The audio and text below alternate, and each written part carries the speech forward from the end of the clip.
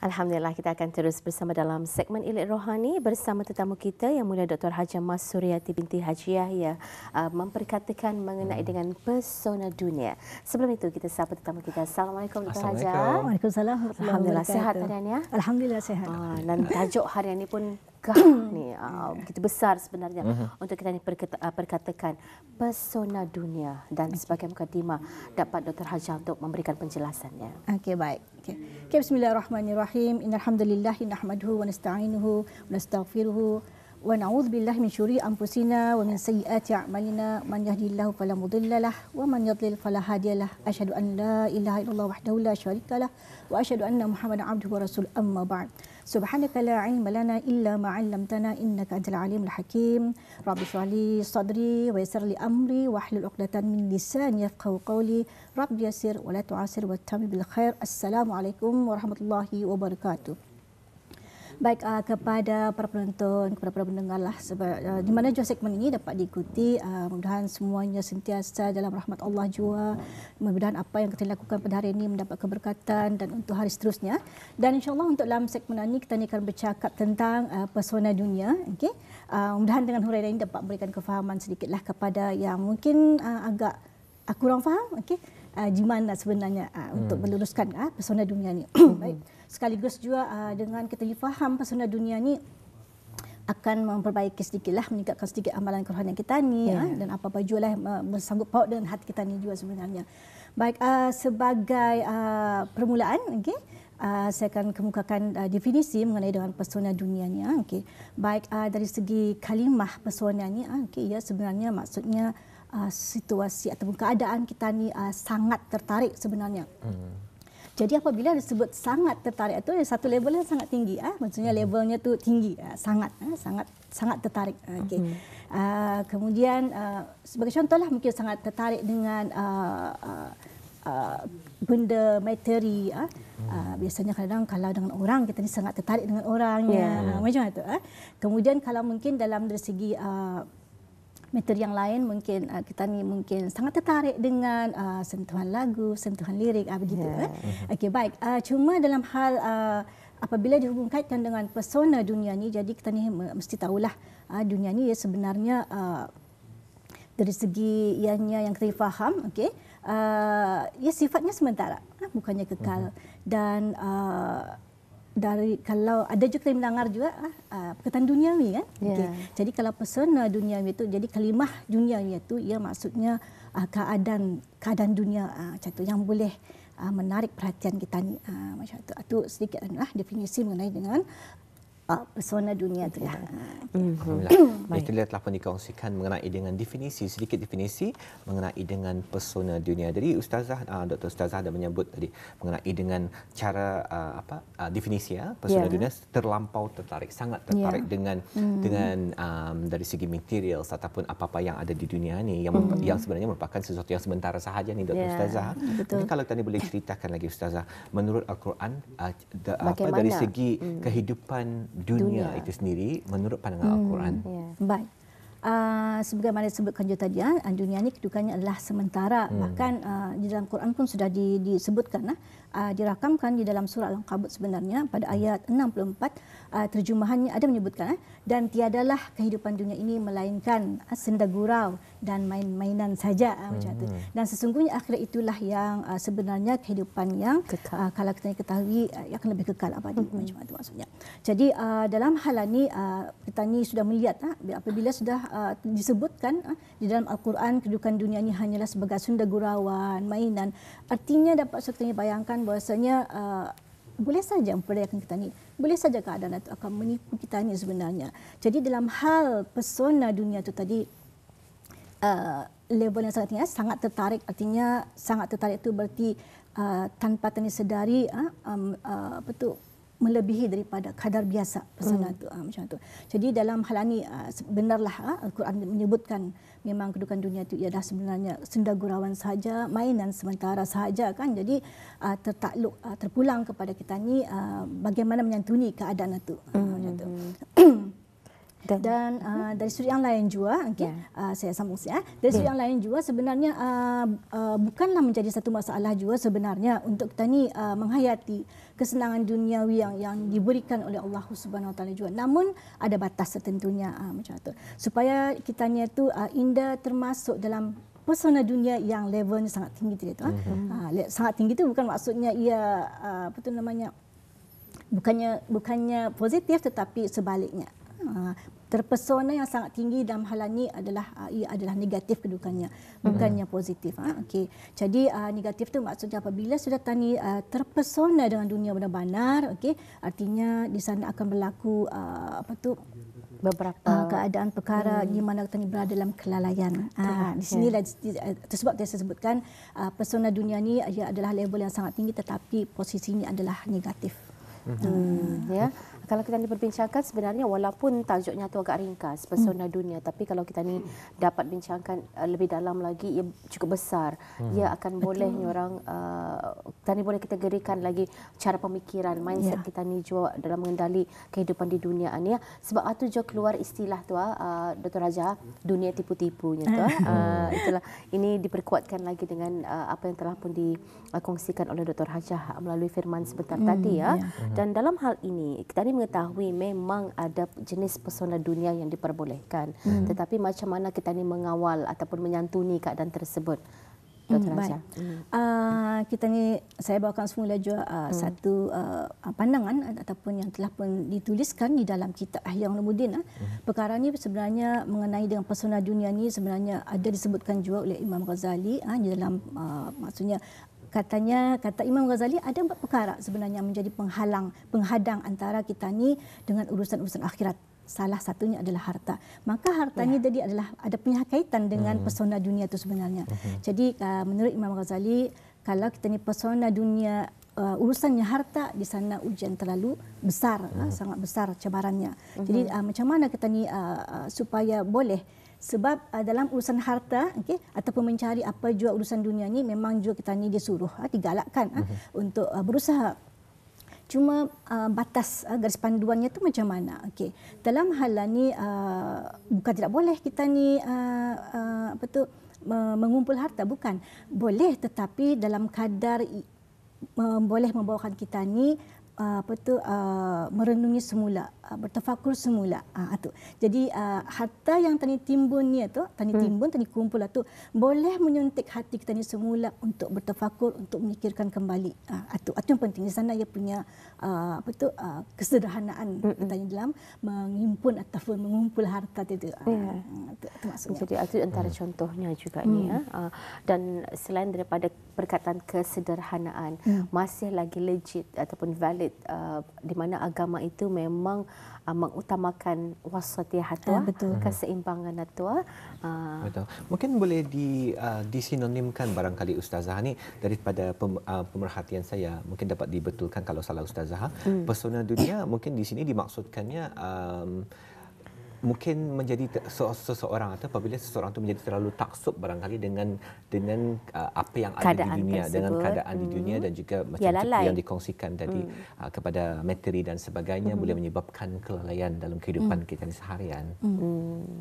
Ya betul, kita ni kan level itu adalah sangat tinggi, jadi ya sudah ke arah posisi yang negatif dan di situ berlakunya keadaan kita ni terlalu taksub dengan urusan dunia tadi. Jadi urusan dunia itu maksudnya termasuklah menghimpun, mengumpul harta, kita ni terpesona dengan hal-hal wanita misalnya, lelaki kan misalnya, kemudian hal yang lainnya juga, mungkin terpesona dengan kedudukan, pangkat dan sebagainya. Sebenarnya tidak menjadi masalah juga sebenarnya, tetapi kemampuan kita ni untuk meletakkan semula perkara itu dalam garis pertengahan. Macam tu. Okey, sebagai contoh, di mana kita ni akan meletakkan garis pertengahan, andai kita ni itu sangat cinta kepada suka ataupun sangat sayang dengan urusan-urusan kenaikan pangkat misalnya. Tidak menjadi masalah sebenarnya. Asalkan saja garis panduannya itu, pertengahannya itu ialah jangan kita ni melakukan perkara-perkara yang boleh merosakkan niat tanya awal mencari posisi itu sebenarnya baik, tetapi ada sebab-sebab lain yang mungkin boleh menjadikannya agak negatif. Sebagai contoh, Kalau misalnya kita ni dengan pangkat atau mungkin kita ni menzalimi orang ke, jadi di situ kedudukannya. Jadi apabila kita ni melakukan sesuatu yang sampai ke tahap menzalimkan orang, maka di situlah kita ni akan dilabelkan sebagai orang yang persona dunia yang agak tinggi levelnya, tapi posisinya adalah negatif. Mengejar sesuatu impian ataupun sesuatu yang ingin tadi capai, kejayaan itu memang dibolehkan. Tetapi seperti yang dikongsikan tadi ada penonton oleh Dr. Ustazah, ialah berbalik kepada niat kita ni dan cara kita ni untuk tadi mencapai niat kita ni itu. Yang paling penting jangan tadi melibatkan orang lain dan mempergunakan orang lain untuk kebaikan tadi sendiri. Dr. Ustazah. Biar niat atau menghalalkan cara itu juga. Dan tadi Dr. Haji ada menyatakan ada 4 hal yang dikongsikan, kata-kata hikmah daripada Imam Ghazali. Ada 4 hal pesona dunia yang boleh saja melalaikan dari kita ni beribadah kepada Allah Subhanahu Wa Taala. Antaranya harta dan mungkinkah juga gender ada sentuh tadi, kuasa dan apa lagi perkara-perkara lain tu. Perkara-perkara yang menyentuh yang menyenangkan hati kita ni, misalnya yang menjukakan kita ni dari segi menimbun harta itu satu hal. Perkara-perkara yang terlihat menyenangkan mata kita ni, tetapi kalau posisinya negatif akan membawa kepada status posisi pesona dunia yang levelnya tinggi tadi itu. Jadi kita ni perlu ada faham, maksudnya kembali kepada pertengahan. Macam-macam kecuali barangkali dalam hal pencarian ilmu ataupun sama juga Dr. Raja mencari ilmu satu hal tetapi jangan sehingga ia boleh melencongkan kita ni punya akidah dan seumpamanya kepercayaan. Itu antara mungkin yang boleh dikaitkan ataupun bagaimana Dr. Raja? Okey, dalam urusan kita ni mencari ilmu, ia sebagai balik kepada persona dunia. Kalau sekiranya ilmu yang kita ni tuntut kemudian melebihi level, kan posisinya negatif. Jadi dengan ilmu itu tadi mungkin meletakkan diri kita ni lebih tinggi pada orang, ataupun mungkin menyebabkan kita ni mengagungkan kita ni sendiri, membawahkan orang lain, macam tu. Jadi itu berpunca pada ilmu yang kita ni rasa kita lebih pandai, macam tu. Jadi itulah posisinya. Di sana kita ni diuji dengan urusan-urusan duniawi. Ilmu itu sebenarnya termasuk juga, cuma ia bukan bentuk materi. Kalau macam harta, harta benda ni ia adalah bentuk materi yang dapat kita pegang, dapat kita lihat macam tu.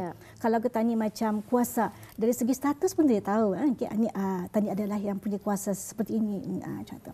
Jadi dalam hal ini kita ni kena balik kepada perkara-perkara yang boleh membawa kita kepada pertengahannya, macam tu. Jangan sampai apa yang kita ni capai tadi itu akan akhirnya nanti negatif, kan tu posisinya. Bila negatif sama juga kita ni akan menanggung dosanya. Di situ sebenarnya peringatan Imam Ghazali sebenarnya kenapa yang menyebut 4 perkara yang boleh menghalang antara kita ni dengan urusan-urusan akhirat, macam tu. Memang tepat sekali Ustazah, Dr. Ustazah, kalau dipikirkan juga memang kehidupan kita ini tidak lepas daripada cabaran. Memang kami sentiasa menjalani kehidupan ini dengan dugaan, pelbagai dugaan, hari demi hari, pelbagai dugaan yang telah menimpa arah kita. Ini orang dugaan itu sebahagian daripada cara Allah untuk menguji kesabaran dan iman daripada pada agama kita ni Ustazah.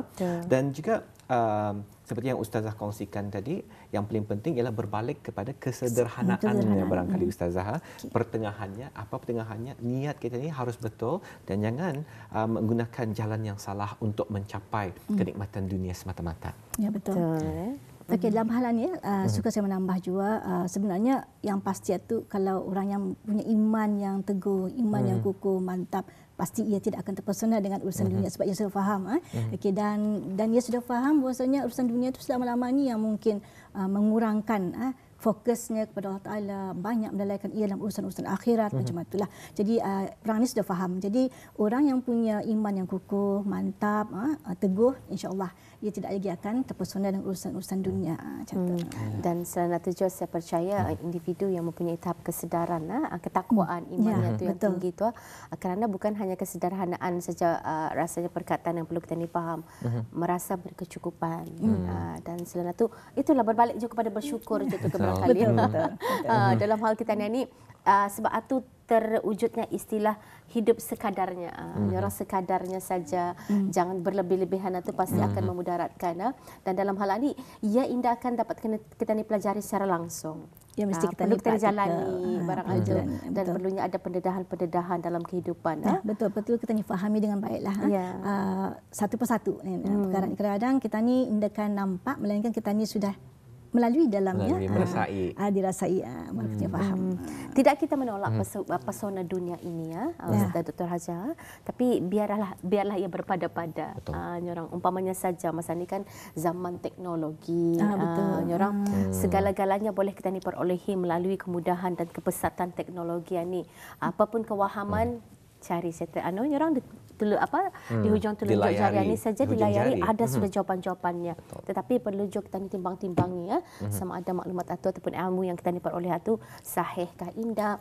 Tambahan lagi jika ia berkaitan dengan hadis dan juga firman perlu kita ni melihat peringkat dan tingkatnya, adakah ianya hadis daif dan seumpamanya. Itu perlu kita ni rujuk kepada individu yang mempunyai kepakaran. Sebab itu dalam kehidupan ni kita ni mesti berguru banyak. Atau antara pesanannya tu antara yang pentinglah. Jadi sekurang-kurangnya kalau berguru tu kita ni mungkin boleh dipandu dengan boleh kita melihat di mana kita ni mungkin terlebih kedudukannya, misalnya dalam terusan pesona dunia tu, di mana kita ni agak kecenderungan yang tinggi yang mungkin kecenderungan tinggi tetapi posisinya adalah negatif. Betul. Terlalu mengejar pesona dunia rasanya boleh menyebabkan tani bersifat riak je barangkali Ustazah. Betul. Tanpa tani sedari. Seperti yang Sarina kongsikan tadi, dengan adanya kemudahan internet dan sebagainya, mudah kadang-kadang ada culture. Memang kita nampak sudah kewujudan culture men-share dan melihatkan barang yang tadi beli online dan sebagainya. Mungkin tanpa tani sedari sebenarnya itu adalah sebahagian daripada sifat riak yang harus kita ni fikirkan balik dan harus kita ni kadang Ustazah timbang-timbangkan. Kerana kalau itulah yang saya nyatakan tu, pembicaraan kita ni walaupun yang ringkas tajuknya tu, tapi kalau orang tadi lebih gali ke dalam tu lebih ada pembuktian-pembuktian negatif kalau kita ni berlebih-lebihan. Umpamanya mengaitkan lagi dengan teknologi teknologi ni antara pesona dunia yang kita ni indah nampak, tapi sesuatu yang kita ni dapat rasakan manfaatnya dan ianya memudahkan kehidupan kita ni. Umpamanya contoh yang dinyatakan tujuh tadinya, tani boleh share apa yang tani balik, apa yang tani masak dan seumpamanya, dan hatta barangkali memperlihatkan diri kita ni terlalu kerap dan mempostnya ke media sosial. Di sini akan ada timbul lagi satu kesan natijah negatif penyakit ain ni gitu. Penyakit ain satu, kemudian fitnah satu. Jadi ada banyak perkara sebenarnya dalam tajuk pesona dunia ni kalau kita ni lihat baliklah. Betul. Baik, apa pun terima kasih kita ucapkan pada Dr. Hajah walaupun ringkas sebenarnya perbincangan kita ni tapi membuka pemikiran dan membuka hati kita ni untuk lebih bertimbang-timbang. Orang bersukat-sukat dalam kehidupan juga. Mudah-mudahan kita ni akan terus diberikan perlindungan, rahmah daripada Allah Subhanahu Wa Taala, dan insya-Allah jumpa lagi 2 minggu akan datang Dr. Hajah. Assalamualaikum. Waalaikumsalam warahmatullahi wabarakatuh.